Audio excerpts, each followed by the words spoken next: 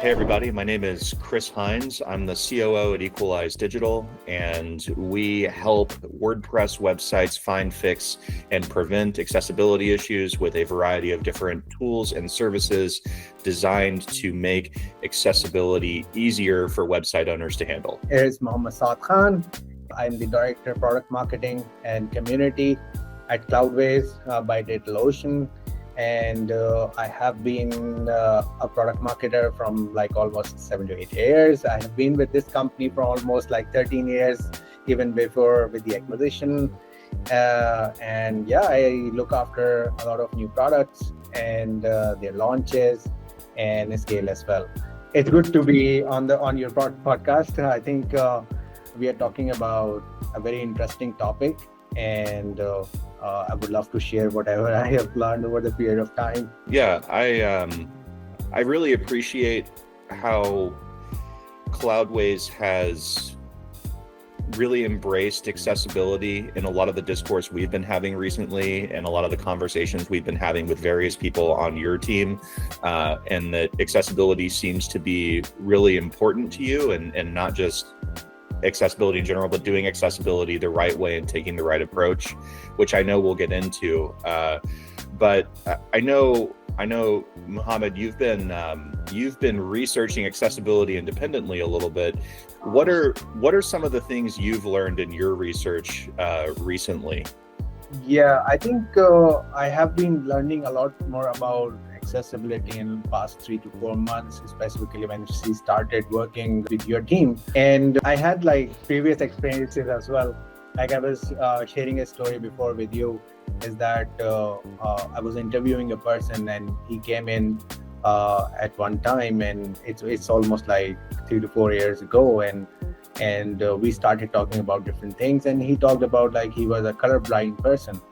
And I started asking like questions with him, like what kind of like problems do you face on daily basis, like because you have to work in tech industry and you have to be in front of your computer, you have to go on like e-commerce sites to shop for yourself, or you are like accessing different kind of digital services. And he started talking about like what kind of problems he faced on daily basis.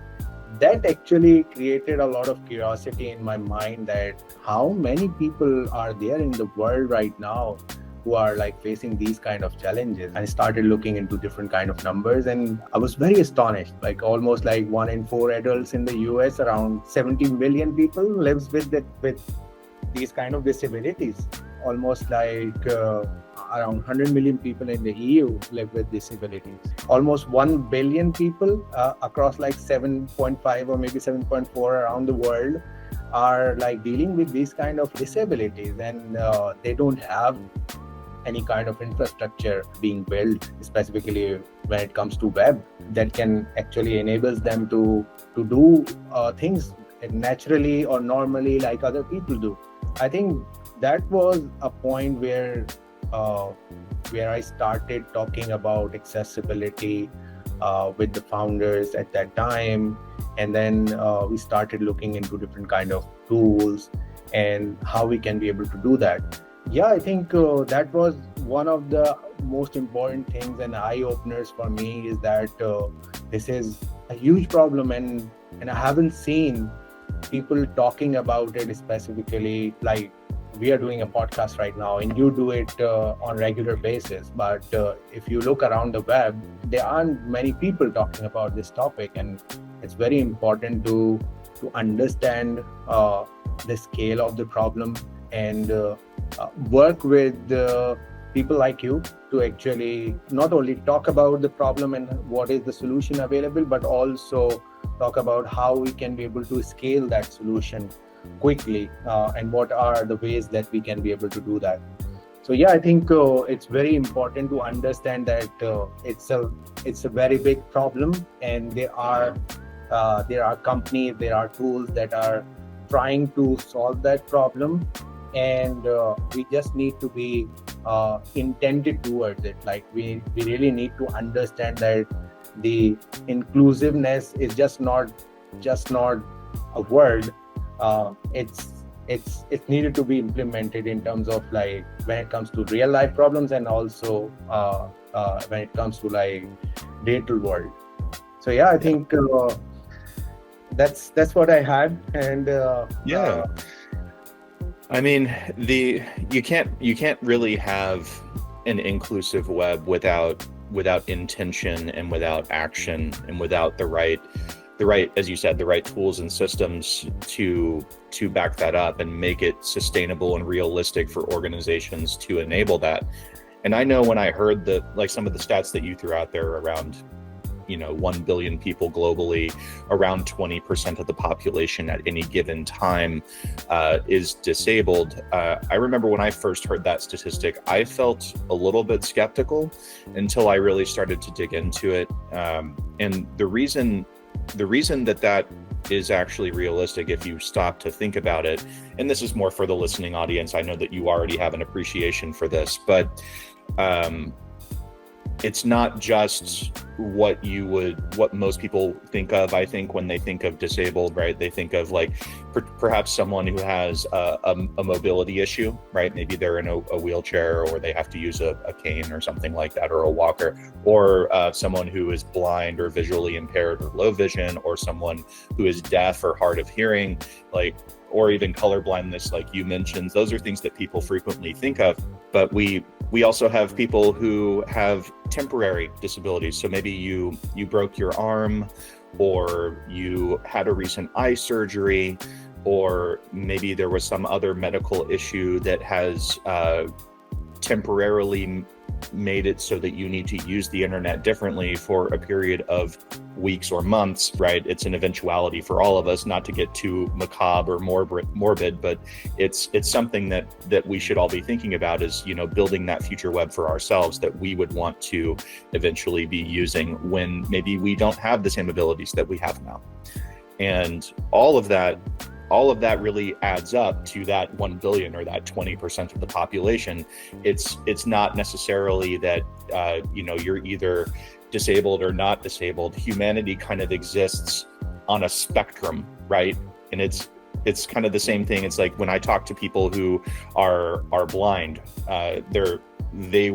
one of the things I learned very early on is it's not just blind or can see, it's a whole spectrum, right, of different levels of vision. So some people who are blind and low vision, they can still see through a pinhole, or they can interact with the web, but they have to zoom their browser in to like 400%, and then they can do what they need to do. And a lot of these disabilities already have assistive technologies associated with them that are baked into browsers or operating systems that we use every day, whether that's Windows or Mac OS or iOS on mobile devices or Android, but also specialized devices that certain people use. Like, for a common example that I will give is like sip and puff devices, which are for people who don't have use of their limbs, and they use their like breaths of air and their mouth movements to navigate a screen, to type and be able to use computers. And it's fascinating to watch that process, and how the broad tapestry of humanity, right, has tried to make technology adapt to their needs. And that's really what accessibility for me is about at the end of the day, is it's the ability for technology to adapt to humanity, because we've built this tech. The tech should work for us, not the other way around. And because the tech is frequently built by and for people who are, I'm just going to call them everyday people, right? That ends up excluding potentially about 20% of the population, like you said. But I just wanted to add a little more context to those statistics in case people were feeling skeptical. Like, no, this is a real problem, and real people are being hurt and excluded and prevented from using the web that a lot of us take for granted. We are talking about 1 billion people. If we enable them, how much business that they can be able to bring to those businesses. I think that's what businesses are missing. They need to think about it as well, as that those people have obviously they have their jobs, they have their different kind of businesses, they are making money, they are living their lives, so they have money to actually spend as well. So it's very important for modern businesses to understand that aspect as well, that if they are building accessibility into their business or into their experience, I think they are also investing into a lot of growth that will be brought in by those people.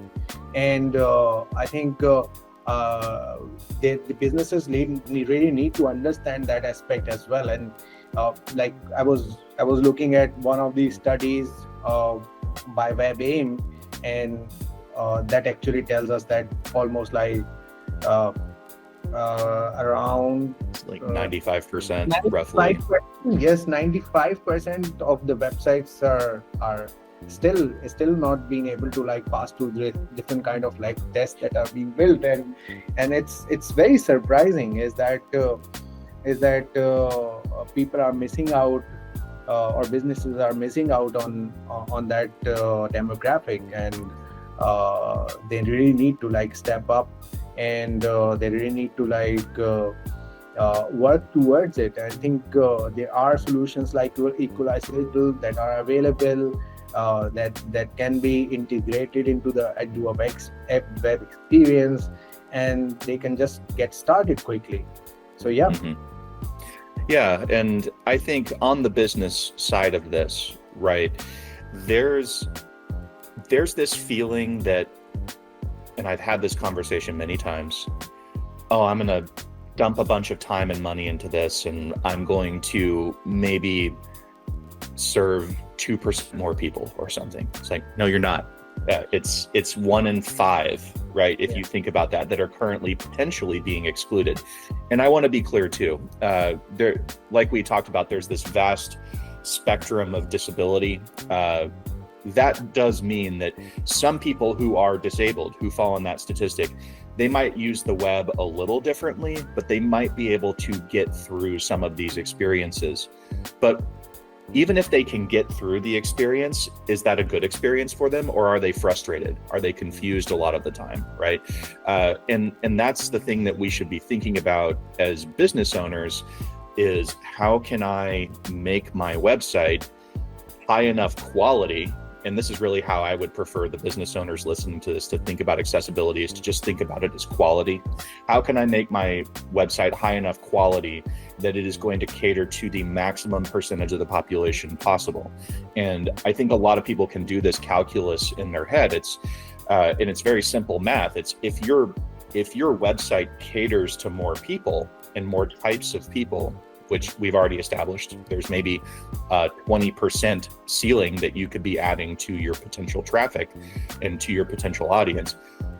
That inherently, if you cater to more people, it's going to increase your conversions. It's going to increase your purchase volume. Or if your conversion is someone reaching out on a contact form, even if, like, again, we can't think about disability as just, blind or deaf or these other things. It might be someone who broke their arm and is trying to navigate your website with a keyboard. It might be someone who's colorblind, and maybe the pass-fail indicator on your purchase checkout is red and green, and so they can't differentiate, and so they can't buy your product. There's a lot of use cases and a lot of situations that I think business owners don't think of when they kind of throw the baby out with the bathwater and decide, okay, we're just not going to deal with accessibility. We're going to ignore it because we don't think it'll do anything.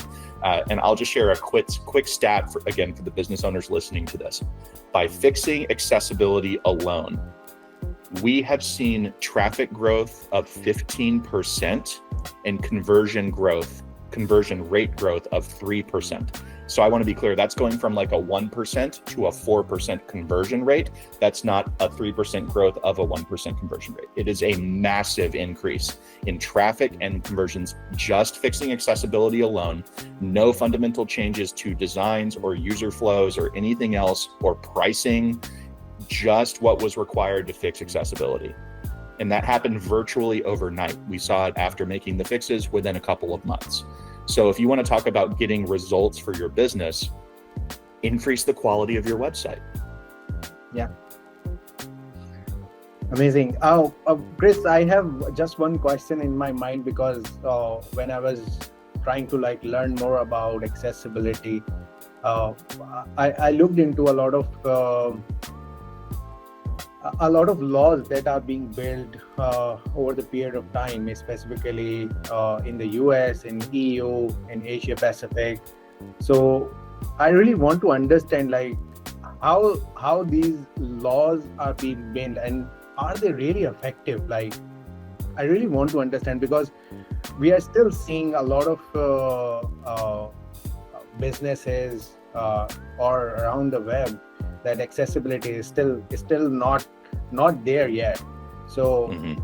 so do you think that even the laws are not really enforcing these kind of standards, or what is more to be done?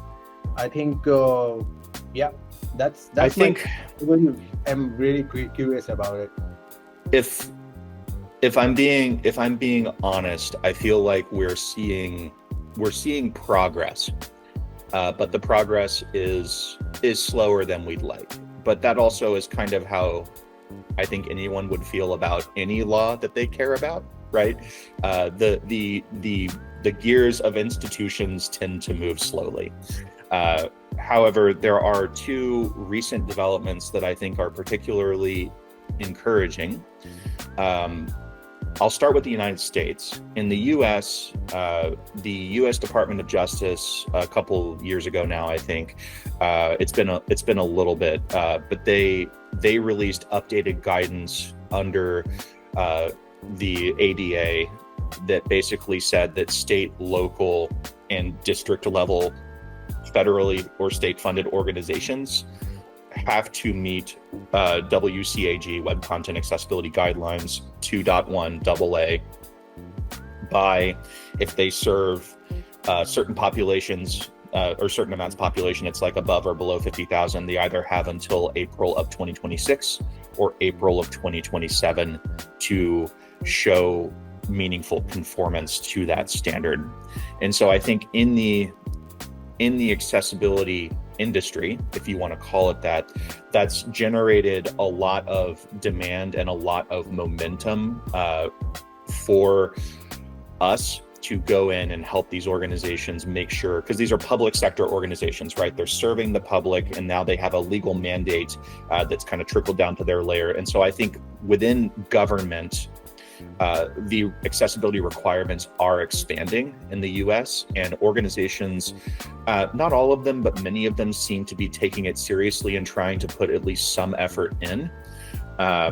And I think what that does that is helpful is I think it generates enough demand that as the rest of the globe kind of builds up an appreciation for accessibility, and accessibility enters into the common consciousness as an important part of what I'm going to call a quality stack, right? We talk about performance, we talk about security, we talk about these other things that have to do with website quality.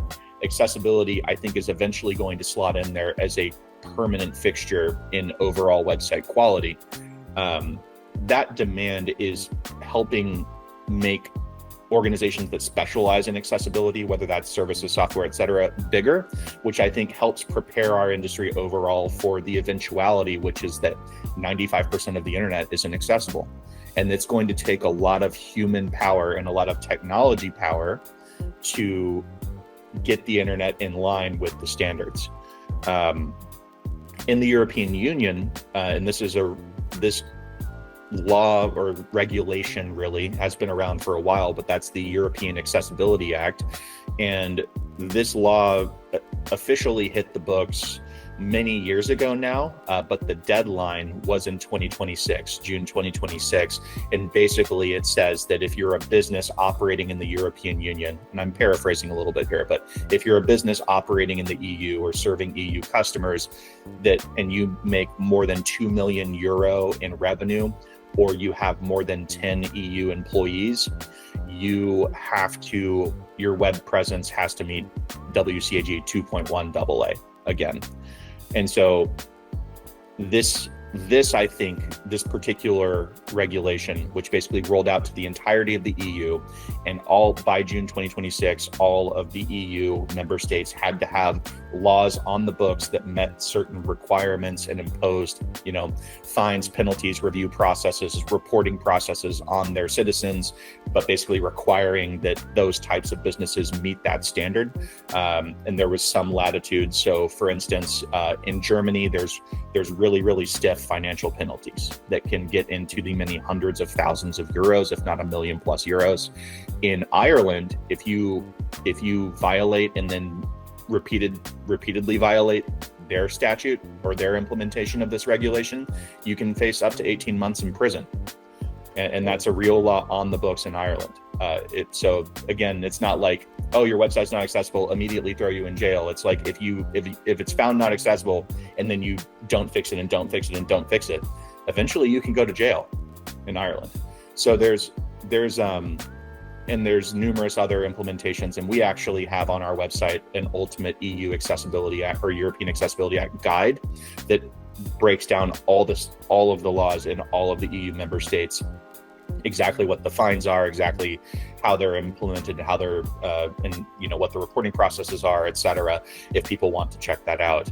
But at the end of the day, I think that the EU Accessibility Act has been one of the biggest tailwinds to accessibility advancing as a requirement, because the EU is such a big economy and because this regulation is targeting businesses. It's not targeting the usual suspects that I'll call them, which is like government, higher education, nonprofits, right? The usual people that digital professionals will think of when they think of it needing to be accessible.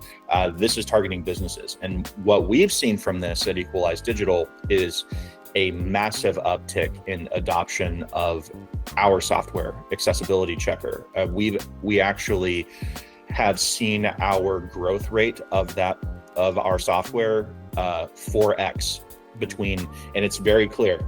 It's before June of 2026 or 2025, and after June of 2025. We went like at 4x our growth virtually overnight, and a lot of that growth is happening in the EU and quite a bit in the US as well, because those are US companies serving EU customers. And so this is going to have global impact. But I think the laws are something to pay attention to. And certainly the other thing I'll just mention as a footnote is in the US, there is a very clear enforcement mechanism for the Americans with Disabilities Act, and there's reams of established case law saying that if you're a business in the US and your website is not accessible, that is part of your storefront, and you can be sued. And so there are a small handful of law firms that are suing multiple thousands of US businesses every single year. In 2024, I think it was like 4,500 lawsuits filed. These are primarily happening in New York, California, and Florida. But these law firms, like they will say, and as part of the structured settlement, they will say you have to make your website accessible. But really, what this is at the end of the day, and people in the accessibility world don't really love this, but they're looking for settlements, right? So they're going to use your inaccessible website to extract between $10 and $30 or $40 or $50,000 of cash out of you in a settlement, and then you're still going to have to pay to make your website accessible at the end of that. And the defense costs to actually defend one of these ADA lawsuits is usually above $40,000 or $50,000 to retain a good law firm. So basically, it is cheaper to just pay these lawyers off. But 20% roughly, or 25% of the lawsuits that happened last year in the US were repeat lawsuits. So just because one law firm sues you and you settle with them, within a couple months, another law firm can sue you again under a different, plaintiff.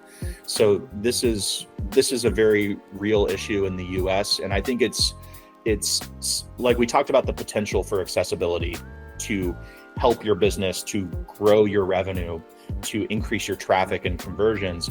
But I think this lawsuit thing, particularly with US companies, has really soured people on accessibility. And I've seen in like small business forums and Facebook groups, people calling accessibility a scam because they got sued, and it was the first time they heard about it.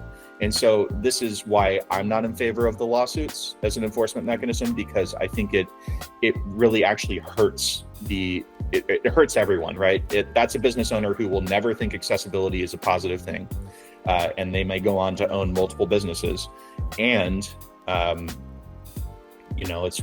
we're making lawyers richer. Not that I have anything against lawyers, but that doesn't actually solve the fundamental issue, right? Yes. You're absolutely right. I think 2026 is now just around the corner, and I think it's important for a lot of people to understand, for a lot of businesses to understand that they need to understand that it's just not a tool. Like my second point, that one of my key points for this conversation is that, and you talked about it earlier as well, is that we need to consider accessibility as an infrastructure level implementation.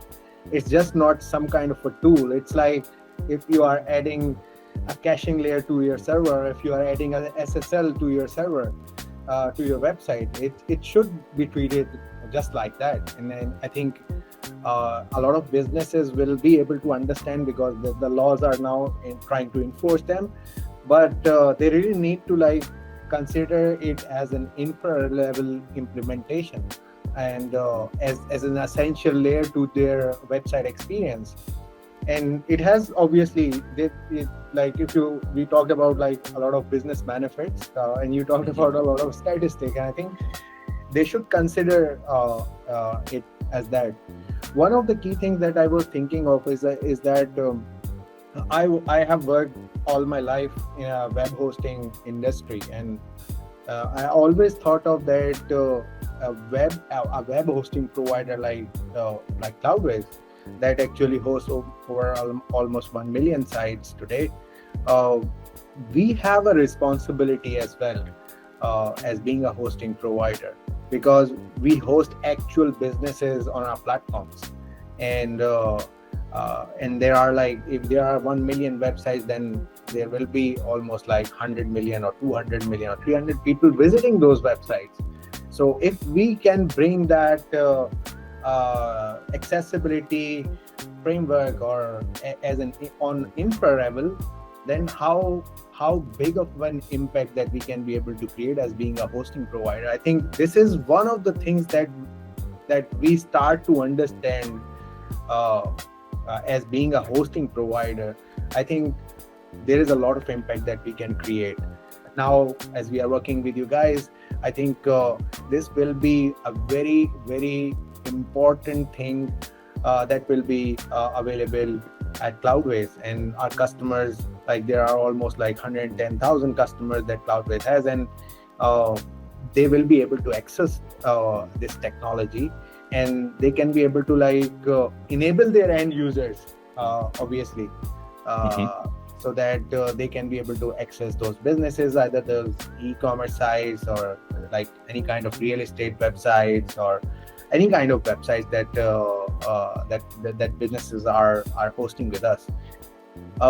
I think all the other hosting providers should also take an inspiration and also take it as a responsibility to include these kind of tools as an infra layer. I'm trying to use the infra word because it is important.